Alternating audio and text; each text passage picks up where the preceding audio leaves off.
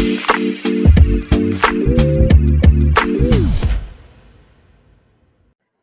right, hello, and welcome back to another episode of the Chase Thomas Podcast, where I'm still the aforementioned Chase Thomas, coming to you live from Knoxville, Tennessee, coming from parts unknown. Justin Klugh in the Dexter New Blood cabin is what it looks like for the good Showtime folks over there. Justin of Baseball Prospectus. Justin, good afternoon, sir. How are you? Good. This is the time of year where Phillies fans all are kind of like serial killers in some form or another. So, it's an apt description. I think that's fair. Well, and you can attest to this. The Phillies should be ashamed of themselves not winning 100 games and then having the audacity to advance over the likes of my Atlanta Braves, the New York Mets, the teams that actually spent the better part of the year playing good baseball, unlike a certain Philadelphia franchise that elected to save the best for last.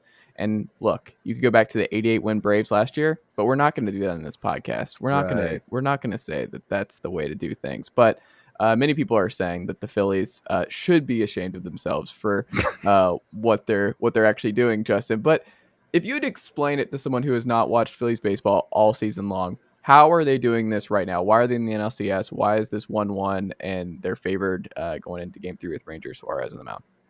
Well, in the case of the Braves and Mets, neither one of them started the year with Joe Girardi managing them, which I think was, in the end, a boon for the Phillies. It was like a problem for them to fix 2 months into the season and immediately start winning. I would have been doubtful that would have had such an impact, but we can all look back and see that's literally what happened. You can't say that wasn't a big reason the Phillies turned it around in early June. And for a while there, they were one of the most unstoppable teams in baseball. Again, completely unexpectedly, would not have guessed that. And they faltered near the end of the regular season. But yeah, this version of the Phillies is honestly a version I don't think we've even seen before, even when they were playing some of their best baseball. This is the best baseball they've played all year. And it's still kind of a version of that same kind of baseball in that the defense is not a strength. The pitching can be an issue.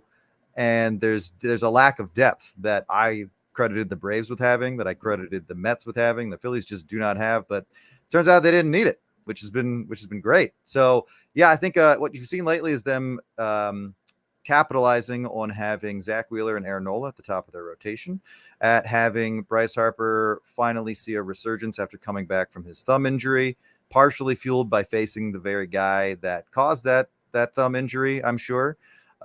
And seeing a top-down kind of comprehensive approach from their offense. I think Kyle Schwarber was the last guy to not have a big hit in the postseason. Then he came through with the longest home run in Petco Park history in Game 1 of the NLCS. So, yeah, I feel like you're just seeing a lot of stuff come together, a lot of the teams at full strength, and they have a manager in there who's not perfect, who has a flawed decision-making process, but I think has a decision-making process that adheres more to the players on the team and just creates an environment where they're able to play at the top of their game. So Girardi was that bad. It was one of those where he was actually harming the team, because it's so hard to figure out whether or not what kind of role managers actually still play in modern baseball. But there was enough that you saw, that Philly fans saw, that it was like, no, he was actually detrimental. Because I think that's the main thing. It's like, I'm not sure if Brian Snitker is a good manager for the Braves. I just know he's fine. Like, that's it. It's like, you can win a title with him. He's definitely good at managing all the various egos and just getting collective buy-in. The vibes are good. That's clear. That's a good thing. It's a long season. Dusty Baker is probably the best at this. Of just, it doesn't matter what you think of Dusty Baker. Everyone likes Dusty Baker, and players like being around him. So it's good to have him in your clubhouse.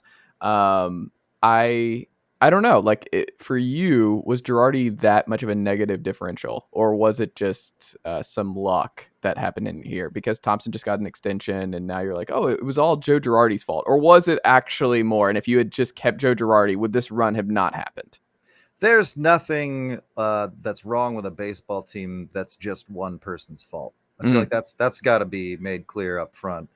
When you fire a manager, it's not even typically the move that you need to make. It's just a move you can make. It's a move you can make in the middle of the season, at the end of the season, to show fans like, okay, we realize something is wrong, but we're not prepared to make a lot of personnel changes. But this is like a big one, and it's a dramatic one, and theoretically it could change, the culture of the team and all that. But we also have seen plenty of legitimate arguments that managers don't impact games very often. Like numerically, the number of games that they impact throughout the season is actually pretty small, and their in-game decisions wind up not being that important. Obviously, in the postseason, I think that's a little different. So when you talk about vibes, I honestly am of the mind the past few years that's the more critical role a manager can play. If you're setting good vibes and a good culture in your locker room, then all you have to do is wait for the players who are a part of that culture to reach their ceilings. That's what Charlie Manuel did. Like we've been looking for a Charlie Manuel type success in the manager's role here in Philadelphia ever since Charlie was let go. And I think part of why he was so strong was he was, as everyone has said, a player's manager. He had great young players in his locker room. All he had to let them do was be comfortable enough to be who they were. Now, we have learned a lot more about who these Phillies are as people, and it's not all great. I'll be the first to admit that. But as baseball players, there's tons of star power in there. You got at least one superstar. You have plenty of household names. You have guys who, at the beginning of this year, didn't have the level of production that their status would indicate.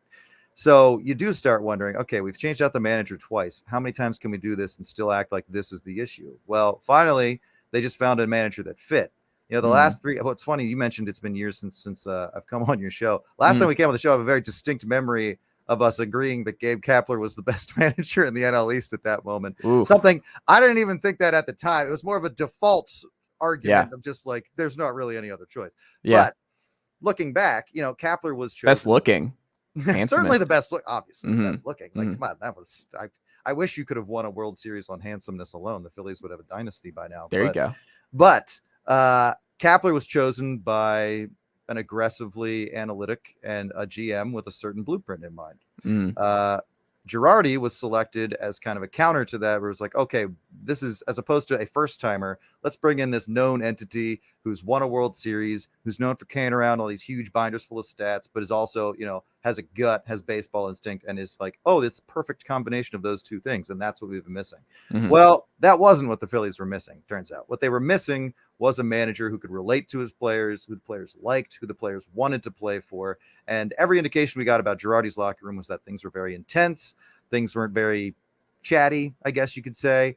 And I would be, you know, I wouldn't be surprised to learn that he didn't really have much of a relationship with the players. I doubt you're going to see them come out and blast him or anything. But yeah, I wouldn't be surprised to learn it was more of a Ryan Sandbergian kind of situation. So to finally have a guy in there who's been there for years, I think you're going to see a lot of people go, oh, Girardi was out, you know, lost his job to his own bench coach, but Thompson has been there before Girardi did. He has a relationship with a lot of these guys. And there was never a time when they were wearing shirts with Girardi's face on them. They were excited to play for Girardi, where Bryce Harper was coming out saying, I ride with Philly Joe and all that. None of that was happening. So I think you can take those as indications that, you know, maybe things weren't untenable under Girardi, but they're certainly better under Thompson. And I think that goes back to the Charlie Manuel argument. You need a manager in there who the players are comfortable playing for, who they want to play for, and as a, you know, hopefully who they're excited to play for. And I think the Phillies finally have that. So as debatable as some of Thompson's, I think, decisions are going to be, you know, now and in the weeks ahead as the playoffs continue, I think there's a reason the Phillies extended him, and that's because of the reaction his managerial tenure has gotten from the players on their team. Pro con about the matchup with San Diego coming into it. What was your biggest pro that you felt pretty good about this matchup against the Padres, and what was the biggest con going into this series? The pro was that they weren't the Dodgers. I had some friends staying with me the night of that game, and when we got up the next morning, one of them, the first thing they said to me was, the Padres won, which is what the outcome I would have been rooting for, and was rooting for. But even if the Phillies weren't in the playoffs, that was a huge, because to me, the Dodgers were the final boss of the National League. They were, and also kind of fit into this narrative that the Phillies were sort of playing through their own playoff history to get to the World Series and an inevitable clash with the Yankees. And I thought that would have been very satisfying and easy to write. But now the Padres kind of threw a monkey wrench into that by beating the Dodgers, which again, I'm very excited for. And I'm also just not very intimidated by them. I don't know if you saw the Padres fan video that was circulating the internet. Oh, the dads? The But dads with their song. I did see that, unfortunately. Yes. I couldn't, having been a Philadelphia sports fan and attending Yeah. tailgates, and you know what we're about here, and the vibes coming off this Right. fan base, Quiet, calm, during the collected. right, Yeah. chill, dorky, Mhm. but seeing that video was just solidifying that, like, I'm not super intimidated by the Padres. I respect them, Mhm. and I think they're a very fun baseball team, but it's not as dangerous as having to play a Dodgers-like team where they can just, if they decide to, step on your neck, and Yeah. then your fun little playoff run is over.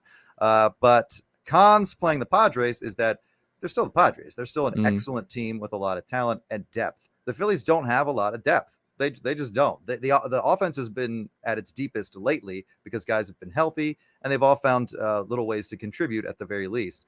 But as we saw throughout the year, when they lose one of these guys, there's not a whole host of stars waiting behind them. Like, my favorite example is your Braves, which is one day Acuna's hurt, so let's go ahead and take that MVP out of the lineup and slide in this Rookie of the Year candidate, and he can just take his job. I mean, that's got to be against some kind of rule, I feel like, at the very least. No, I think it's. I'm very much in favor of it. Yeah, no, it's more than fair.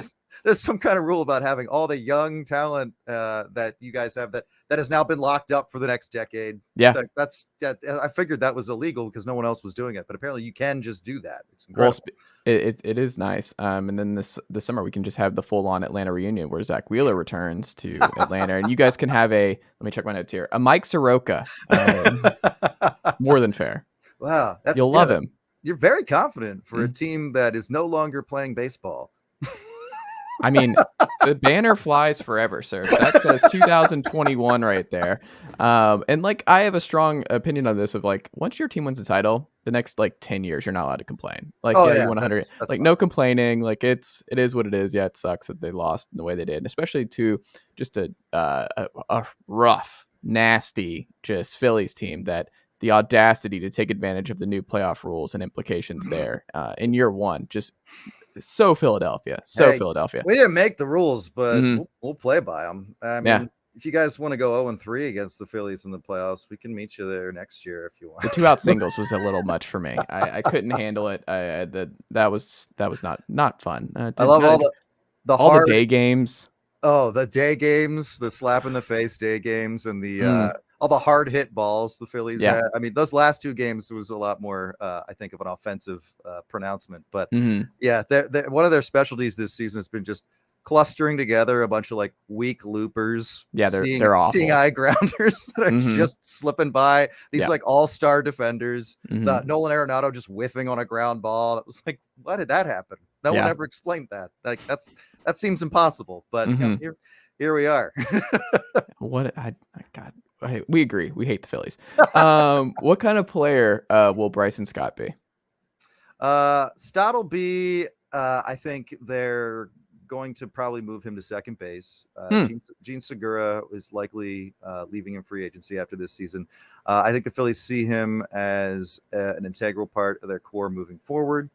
I don't think it's a secret that they have had less than good luck, good fortune, and good decisions as far as player development goes. Certainly position player development goes, coming from their farm system. So anybody going. I think he was at the game. Didn't he go to the NLCS game? He was sitting in the audience, and I was reminded by a beat writer, he gets a ring if the Phillies were to win the World Series. Does he really? Yeah, he does. So does Girardi. Oh, there you go. Yeah. You're welcome, guys. Wow. Hey, I had no ill will towards Mickey Moniak. That not at all. It's just, he's just not the player. No. It wasn't even that he wasn't the player he was supposed to be. He was never supposed to be anything incredibly he was just special. Drafted too high. Yeah, he was just a part of a draft where there wasn't a Bryce Harper to pick at the top. So no ill will towards Mickey, but Stott is an example of the process, sometimes working. They're getting much better results out of Alec Boehm as well. I think that's the influence of Kevin Long. So that's great to see these young hitters. I don't think Bryson Stott's going to be like a part of your home run brigade. Certainly not he's not going to be in that group of power hitters that they put the top of their lineup, but he brings speed, he brings solid defense, and he's a great contact hitter. So I think that's his ceiling. I don't think he necessarily has to be an all-star. He certainly doesn't have to be like the beating heart of the offense. They have other guys to take on that job. And I think that's part of why that's part of the value of having all these free agents is that A, the Phillies can afford them. And B, they kind of take the pressure off these younger guys to be the kind of player that maybe they're just not. It's you saw a lot of that with like Maikel Franco. He was, I think, expected or positioned to be a player that he simply was not. And there was a brief moment where you saw him really take off, and that was right after they signed Bryce Harper and they rearranged the lineup, and he wound up being the 8-hole hitter. And for like a couple of weeks at the beginning of the season, he just excelled. And it was like, oh, because we have more star power now, and these guys who can take on a bigger role in the offense, guys like Franco can just kind of have these like peripheral supporting jobs and perhaps excel. And for a second, you thought he was actually going to pull that off, but then unfortunately, it just didn't work out. And the Phillies moved on. But I think that concept still applies to their young hitters. So I think you're going to see that moving forward. And I think Stott's going to be part of the Phillies middle infield, probably for the long term. I'm concerned what that means for noted Philly great defender Didi Gregorius and hitter too. Like, I don't know what does it block him? Like, how does this development affect Didi? I don't know where Didi is right now, but waiting on his ring. He's with Girardi and Mickey Moniak. They're all just he's just leafing through a modern science textbook, learning about epidemiology. And, what if that was it though? Like a Happy Gilmore situation where, like, up in the sky, like you just see Didi, Joe Girardi, Mickey Moniak, just the Mufasa, yeah. Yeah. They had to fail for the Phillies to rise. The most underrated part of this team is what, Justin? Honestly, my instinctive response is the most underrated part of the Phillies is that they're the Phillies, because this is just nowhere where they were expected to be. Yeah. I honestly we were going into this season with the idea being, is this or is this not a playoff team? It was as broad a question as that. And nobody really thought too many steps ahead of that, because the organization announced it's our goal to make the postseason. Like, enough is enough. We've come close, but not close enough too many times. This team is way too expensive from an ownership perspective to not make the postseason. So I think they would have been happy to just get a third wild card spot, spend a fun weekend in St. Louis, and then call it a winter. But this team has outperformed those projections, certainly outperformed my projections. And I think there was a brief window between the wild card and the division series where I was like, this is really good enough. They not only did they make the playoffs, but they won a playoff series. And, that's two check boxes. You can't have, people aren't able to say, oh, it's been forever since the Phillies made the postseason, or it's been forever since they won a postseason game. There was a moment where I was like, this feels good enough. Then they won the division series. Now they got to win it all. Now they did themselves no favor. Now the pressure's on. Like, now Dave Dombrowski, all gas, no brakes.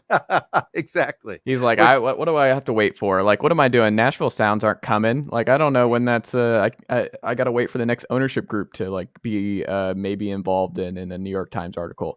Like, it's we got a couple more years. He's just, hey, I respect Dombrowski, because if I was a GM, I think I would operate the same way as Dombrowski, where I'm just like, what do I care? I might get fired tomorrow. I don't care about this development. I don't care about the tax or the money that this is going to be for our ownership group. No, I'm going to go try and win a title. Like, isn't it more fun to be a Red Sox fan with Dombrowski than Chaim Bloom to this point? Like, I think I'd rather go Dombrowski.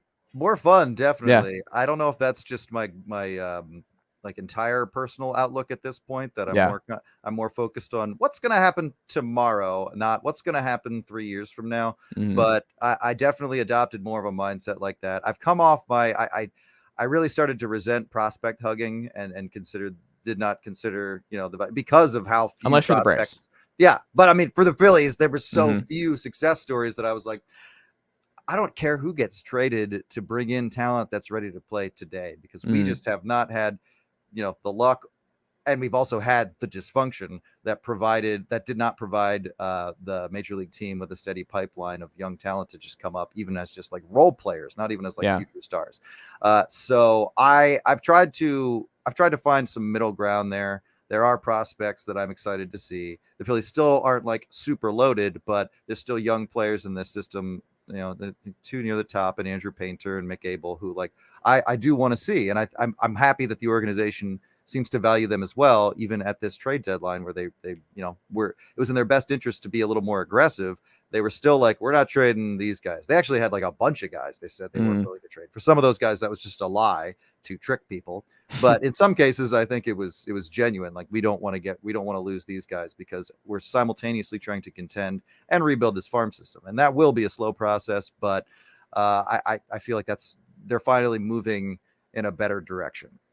Well, building that way is just like, if there's any indication that is a foolproof plan, just look no further than the Kansas City Royals and Detroit Tigers. It always goes well when you just bring that thing down to next to nothing and then start up and just develop strictly through the farm and development, and then you're back. Like, hey, what do we have to lose is still the mindset, I think. I mean, there was a couple of days after the Mariners made the postseason that the Phillies had the longest postseason drought in all of baseball. And that's over now. And, God only knows if this is the beginning of some kind of competitive era, or if it's just like, a one-off that was a lot of fun.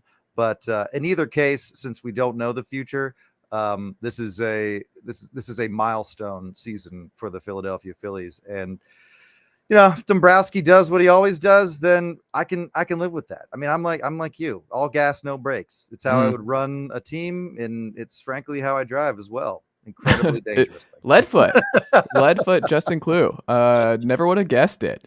All gas, no brakes. See, that's not how I am as a driver. My wife hates it.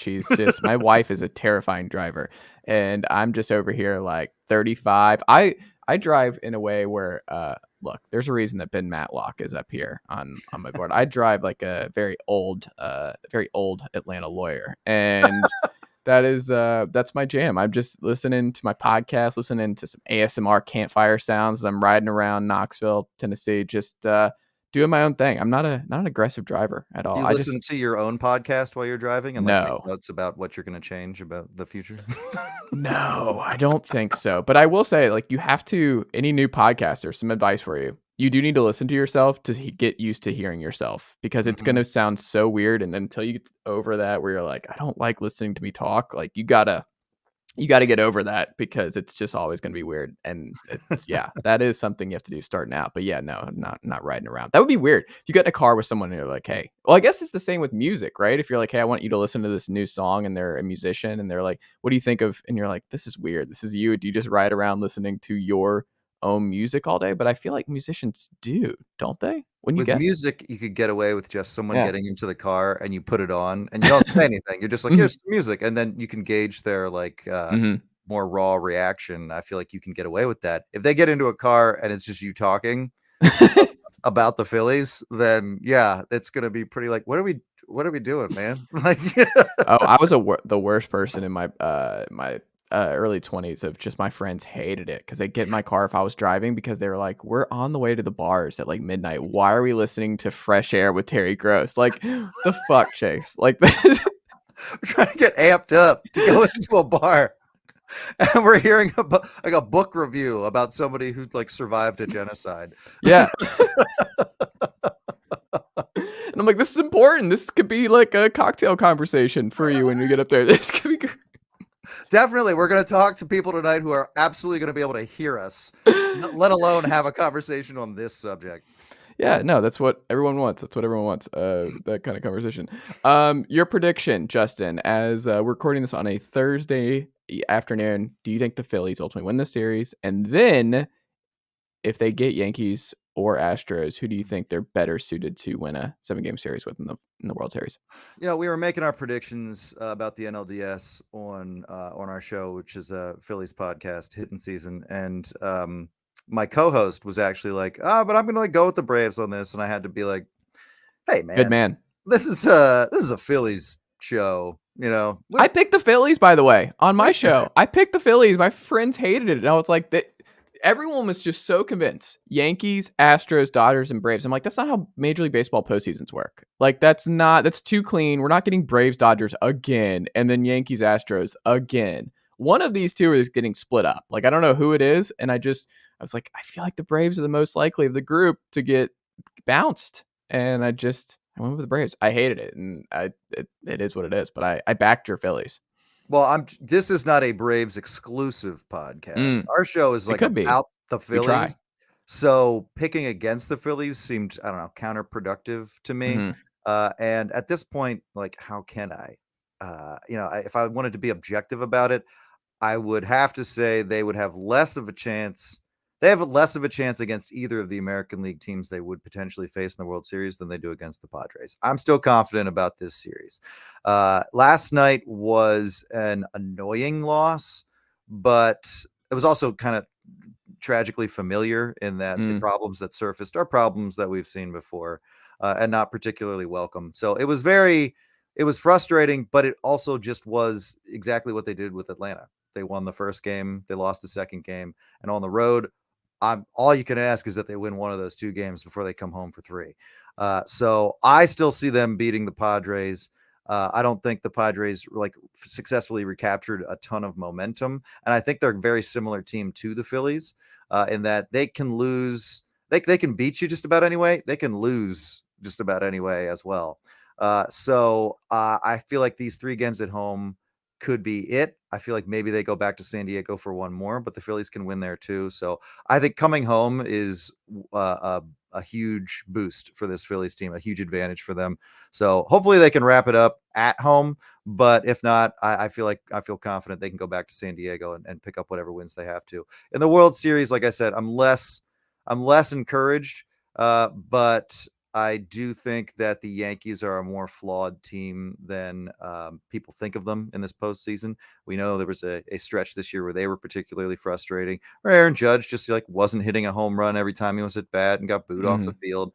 They are also capable of not coming through. So you know, uh, I'm hesitant to make a prediction there, but I'll just land on that. I'm less confident about a victory against either of those teams than I am against the Padres and the NLCS. There you go. Padres fans, that is Justin Klugh. Justin Klugh, who predicted with confidence that his Phillies will be taking care of the Padres. All Not five concerned. of you Padres fans from that video. Yeah, Wow. that's all of them. Right? Yeah. Right? Yeah. There you go.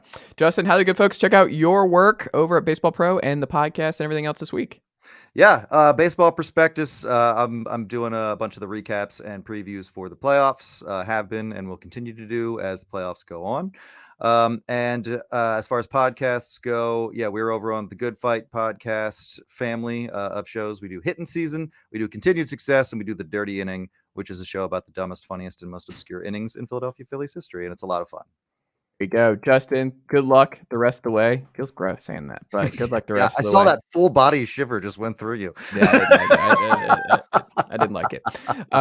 Thanks so much, my friend, and let's not make it 3 years before next podcast. Sounds great. Thanks a lot.